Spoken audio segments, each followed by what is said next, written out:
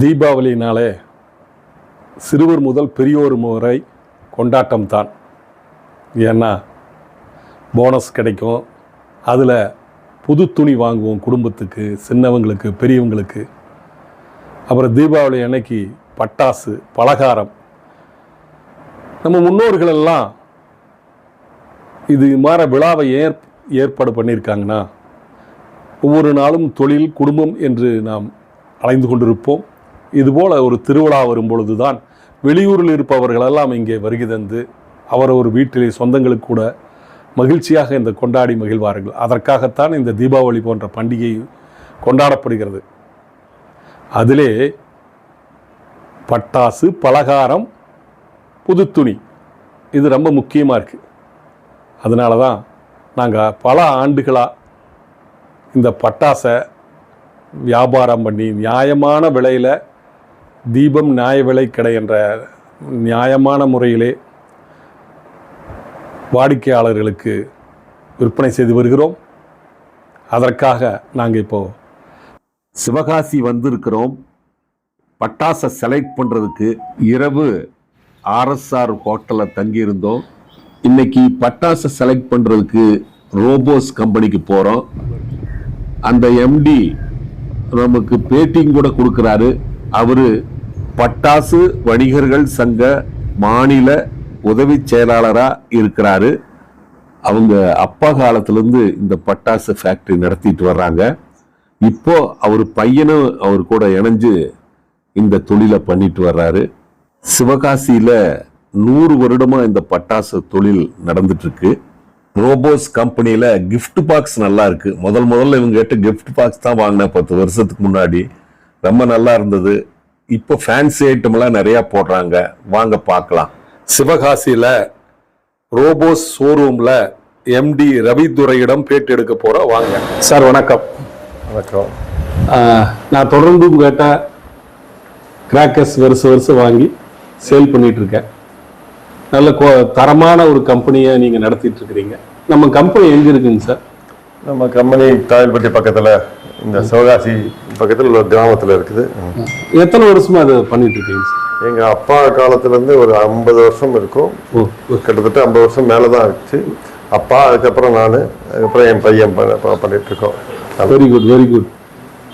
இது நானும் ஒரு 36 வருஷமா இந்த பிஸ்னஸ் பண்ணிட்டு இருக்கிறேன். சூப்பர். இப்போ இந்த பட்டாசு மிகப்பெரிய பிரச்சனையா பேப்பர்ல தான் போடுறாங்க. நம்ம காலத்துல எல்லாம் பட்டாசு சின்ன வயசுல எல்லாம் அற்புதமா வெடிச்சு பண்டிகை கொண்டாடிட்டு இருந்தோம். இப்போ 1 மணி நேரம் தான் வெடிக்கணும்னு சொல்றாங்க. பட்டாசுல எல்லாம் பயந்து ஓடுற அளவுக்கு பண்ணிட்டாங்க. ஆனா இங்க சிவகாசியில பார்த்தா கண்டிப்பா ஏகப்பட்ட தொழில்ல நிறைய பேர் செஞ்சிட்டு இருக்காங்க. வாழ்வாதாரமா பாதிக்கப்பட மாட்டேன் தெரியுது.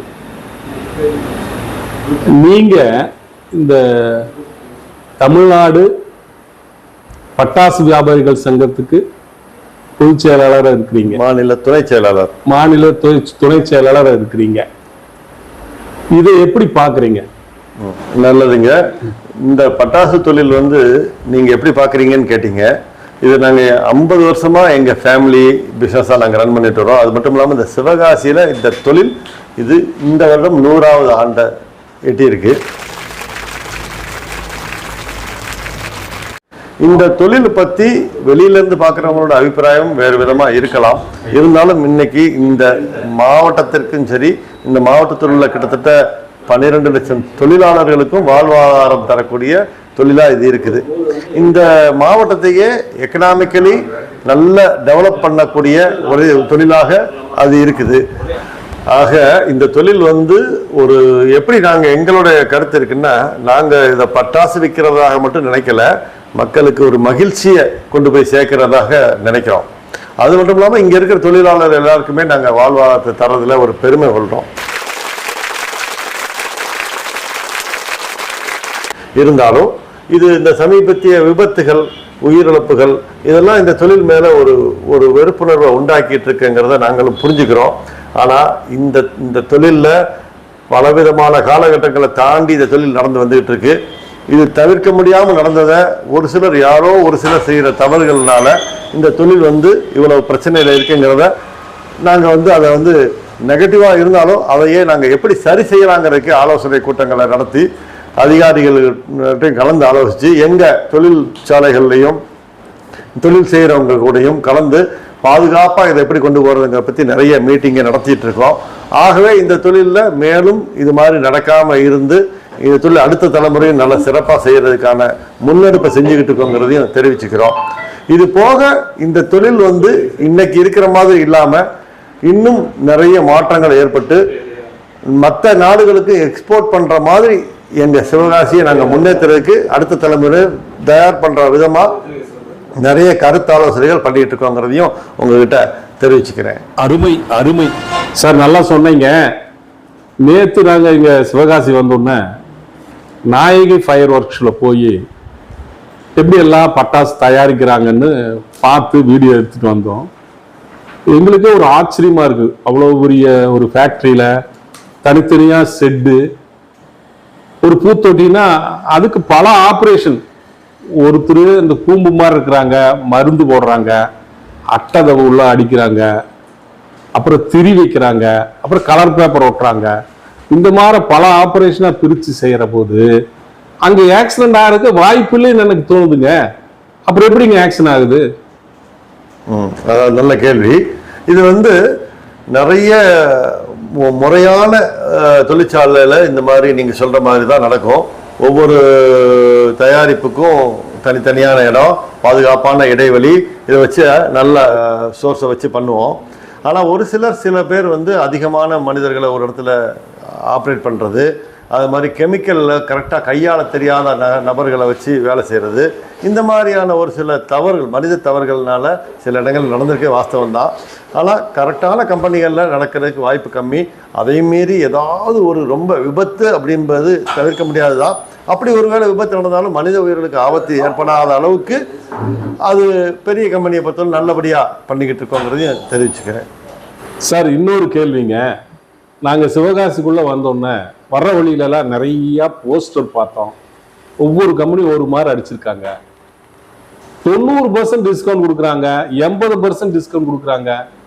எனக்கு ஒரு ஆச்சரியமா இருக்கு. நாங்கெல்லாம் அப்படி கொடுக்கவே முடியறதில்ல. நாங்கள் வெறும் 5%, 2% முதல்ல கொடுத்துட்டு இருந்தோம். இப்போ இந்த ட்ரெண்ட் மாறினோட பார்த்தோன்னே நாங்களும் கொஞ்சம் விலை அதிகம் பண்ணி இப்போ டிஸ்கவுண்ட் கொடுக்குற மாதிரி சூழ்நிலைக்கு தள்ளப்பட்டோம். இது எனத்தினால இப்படி இங்க இருக்கிற வியாபாரிகள் பண்றாங்க, அதை கொஞ்சம் சொல்லுங்க. இல்லை, நீங்கள் கேட்குறது சரிதான். இதுக்கு காரணம் மக்கள் தான் நாங்கள் சொல்லுவோம். ஏன்னா மக்கள் எப்பவுமே தள்ளுபடி அப்படிங்கிறப்ப மட்டும்தான் அதை நோக்கி போகிறாங்க. இதில் பார்த்தீங்கன்னா நிறைய பேர் இதில் இன்னொரு விஷயம் ஒன்று இருக்குது. நம்ம இதை பல மாநிலங்களுக்கு அனுப்புகிறோம். அப்போ அந்த மாநிலங்களில் கடைசி போய் சேரக்கூடிய மாநிலங்களுக்கு என்ன விலை வைக்க முடியுமோ அதை எம்ஆர்பியாக வைக்கிறோம். அப்போ அவங்க அதுலேருந்து கொஞ்சம் தள்ளுபடி பண்ணி அங்கே விற்கிறது வழக்கம். என்ன போச்சுன்னா, இந்த எம்ஆர்பி ரேட்டு கூடுதலாக இருக்கனால அதுலேருந்து இத்தனை % டிஸ்கவுண்ட் சொல்லி பழகுனது படிப்படியாக கூடி கூடி கூடி இன்றைக்கி 80% அப்படிங்கிற மாதிரி சொல்ல வேண்டிய சுச்சுவேஷன் வந்துருச்சு. நாங்கள் எங்கள் நிறுவனத்தை பொறுத்தவரை 80% தள்ளுபடின்னு போட்டால் கூட 80% என்ன தள்ளுபடி பண்ணதுக்கப்புறம் என்ன விலையோ அதுதான் பிரிண்டாக கொடுக்குறோம். அதாவது இதில் இந்த இடத்துல என்னென்னா, நாங்கள் நெட் ரேட் தான் கொடுக்குறோம். ஆனால் மக்களுக்கு அது புரியணுமே. அப்போ 80% தள்ளுபடின்னு போட்டு அதை அடித்து பக்கத்தில் ரேட் போட்டால் தான் வாங்குறாங்க. அப்போது இதில் என்ன அர்த்தம் ஆகுதுன்னா, மக்கள் தான் இதை புரிஞ்சுக்கணும். இதில் மற்ற இங்கேருந்து வாங்கிட்டு போகிறவங்க, ஃபேக்ட்ரி ரேட்டில் வாங்கிட்டு போய் விற்கிறவங்க, நீங்கள் உங்களை மாதிரி வியாபாரிகள்லாம் இருக்கிறாங்க. அப்போ அவங்க அந்த விலையிலேருந்து எவ்வளவு காஸ்ட் கூடுதோ அதை வச்சு தான் அவங்க விற்கணும். அப்போ தான் அவங்களுக்கும் ஏதோ இவ்வளோ தொழில் பண்ணுறவங்களுக்கு ஒரு பிரயோஜனம் இருக்கும். அதனால் இந்த 80% இதெல்லாம் ஒரு ஈர்ப்பு தானே ஒழிய உண்மையானது நெட் ரேட் தான் நாங்கள் போட்டுட்ருக்கோங்கிறத சொல்லிக்கிறேன். இன்னொரு கேள்விங்க. நீங்கள் மாநில பட்டாசு வியாபாரிகள் சங்கத்தில் துணை செயலாளராக இருக்கிறீங்க. அரசுக்கு இந்த வியாபாரத்தை நல்ல விதமாக நடத்துறதுக்கு அரசோட சப்போர்ட் என்ன வேணும்? அதுக்கப்புறம் அந்த வியாபாரிகளுக்கு இந்த லைசன்ஸ் தற்காலிக வியாபாரி முதல்ல எல்லாம் பர்மனன்ட் கொடுத்துட்டு இருந்தாங்க. இப்போ தற்காலிக லைசன்ஸ் தான் கொடுக்குறாங்க. 10 நாள் இருக்கிற போது தான் கொடுக்குறாங்க. இது ரொம்ப சிரமமா இருக்குது. ஏன்னா லைசன்ஸ் கையில வாங்கிட்டு தான் நம்ம சரக்கை ஆர்டர் பண்ணணும். அது கொஞ்சம் முன்னாடியே கொடுக்கறதுக்கு ஏற்பாடு பண்ணணும். உங்க அமைப்புலேருந்து என்ன அதுக்கு நடவடிக்கை எடுத்தீங்க? அது கரெக்டாக கேட்டீங்க. தமிழ்நாடு பட்டாசு வணிகர்கள் சங்கத்தோட மாநில துணை செயலாளர் நான் இருக்கிறேன். இந்த சங்கத்திலேருந்து முதல் கோரிக்கையே டெம்பரரி லைசன்ஸ் எல்லாத்துக்குமே 30 நாளைக்கு முன்னாடி லைசன்ஸை கையில் கொடுக்கணும். 30 நாள் வேலிடிட்டி போட்டு 30 நாளைக்கு முன்னாடியே லைசன்ஸை கையிலேயே கொடுக்கணும். அப்போ தான் அவங்க வந்து கொள்முதல் பண்ணி அவங்க அந்த லைசன்ஸ் வாங்கின இடத்துல கொண்டு போய் அதை வச்சு கரெக்டான முறையில் பாதுகாப்பாக அதை அடுக்கி வச்சு அந்த தீபாவளி சமயத்தை வியாபாரம் பண்ண முடியும். இப்போ அந்த 30 நாளைக்கு முன்னாடி கொடுக்காவிட்டால் அவங்க வந்து அதுக்கு வந்து ஆர்டர் கொடுக்கறதுக்கும் முடியலை. அப்படி ஆர்டர் கொடுத்துட்டாங்க, சரக்கு வந்துட்டால் வைக்கிறதுக்கு அது லைசன்ஸ் ப்ரெமிசஸ் இல்லை, அதனால் முடியலை. அப்போ இல்லீகலாக அதை போய் ஸ்டோரேஜ் பண்ண வேண்டிய சுச்சுவேஷனுக்கு தள்ளப்படுறாங்க. அப்போ இதை வந்து கவர்மெண்ட் நல்லபடியாக முடிவெடுத்து 30 நாளைக்கு முன்னாடியே லைசன்ஸ் கொடுக்கணுங்கிற கோரிக்கை நாங்கள் முதல்வர்கிட்டையும் சரி, நமது இறையன்பு சார் இருந்தாங்க, அவர்கிட்டையும் போய் அதை நாங்கள் கோரிக்கையாக கொடுத்தோம். அவங்களும் ஆவணம் செய்கிறதா சொல்லியிருந்தாங்க. இருந்தாலும் நடைமுறை சிக்கல்னால இந்த வருஷம் கொஞ்சம் தள்ளி போயிடுச்சு. இதில் வந்து எப்படின்னா சிங்கிள் விண்டோ சிஸ்டமாகவும் நாங்கள் கேட்டிருக்கோம்.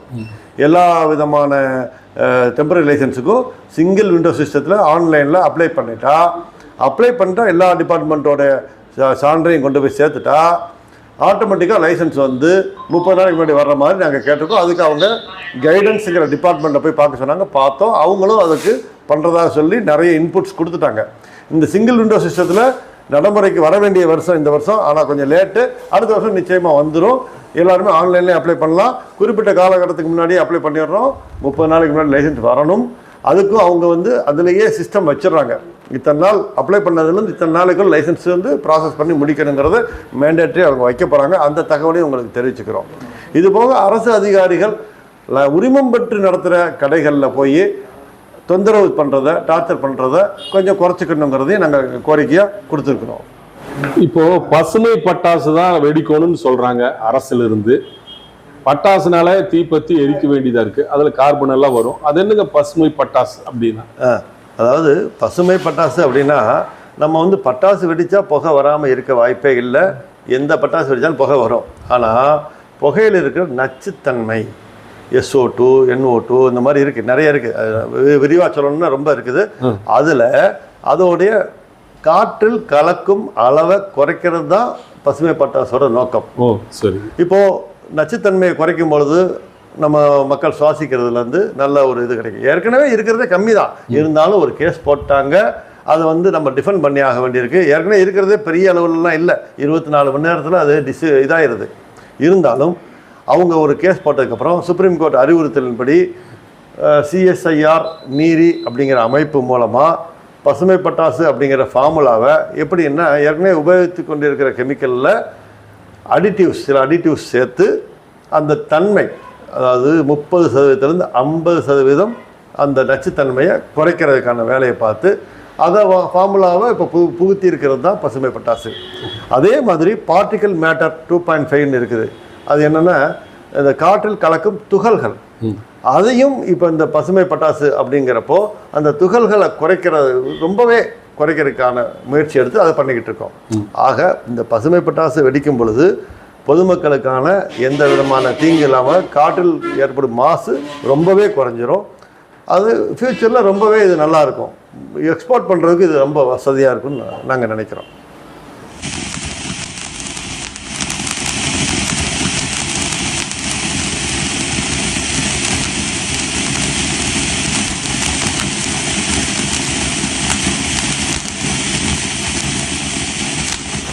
இந்த பட்டாசு அட் அ டைம் எல்லா இடத்துலையும் வெடிக்கிறதுனாலங்க சுற்றுச்சூழல்ல நிறைய அந்த இன்செஸ்ட், கொசு, கிருமி எல்லாம் இருக்கு.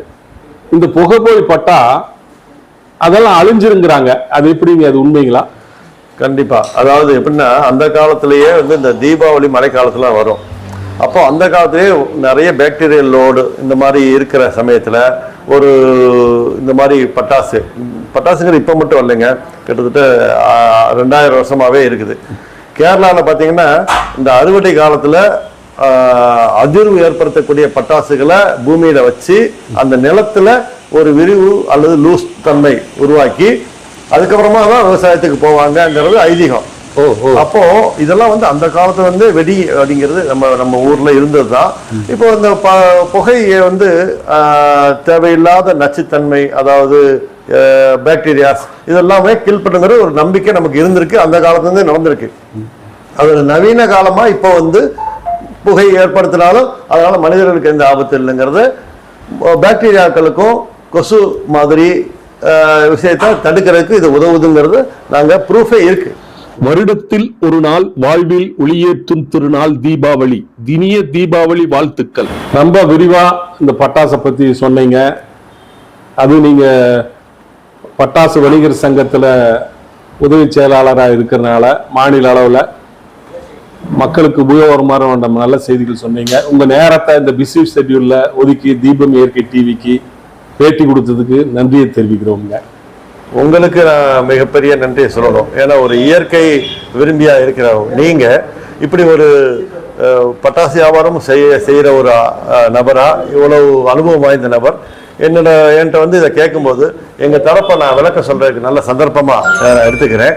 இந்த பட்டாசு தொழில் மென்மேலும் சிறப்பா இருக்கும். நாங்க மக்களுக்கு மகிழ்ச்சியை கொடுத்து கொண்டே இருப்போம்னு சொல்லிக்கிட்டு விடைபெறுகிறேன். நன்றி.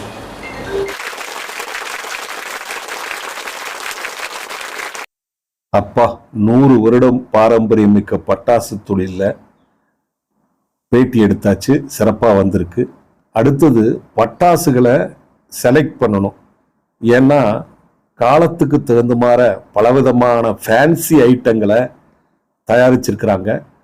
வாடிக்கையாளர்களுக்கு புது விதமாக கொடுப்பதற்காக நாங்களும் இன்னும் 2 கம்பெனி ஏறி இறங்கி பட்டாசுகளை செலக்ஷன் பண்ணிட்டு ரூமுக்கு வந்து ஒவ்வொரு பட்டாசா ஆய்வு செஞ்சு பெட்டியை ஓப்பன் பண்ணி அது எப்படி ஒர்க் பண்ணுது, இது மக்கள் விரும்பி வாங்குவாங்களா அப்படிங்கிற கணக்கு போட்டு அதுக்கப்புறம் ஒவ்வொரு கம்பெனிக்கும் ஆர்டர் போட்டோம்.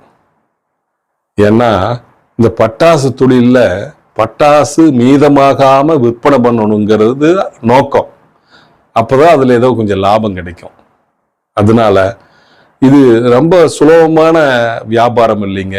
இது நல்ல ஒரு அனுபவத்தோட நியாயமா பண்றவங்களுக்கு தொடர்ந்து பண்ணிட்டு வரலாம். ஏன் இவ்வளவு தூரம் சிரத்தை எடுத்து பண்றோம்னா, இது தொழிலா மட்டும் பார்க்கலைங்க.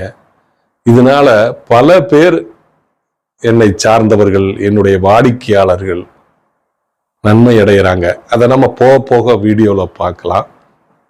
38 ஆண்டுகளா நம்ம இதை பண்றோம்னா உங்களுடைய வாடிக்கையாளர்களுடைய ஆதரவு தான் முக்கியம். மேம்பாலத்துக்கு அடியில அந்த கடை இருக்கிறதே தெரியாது.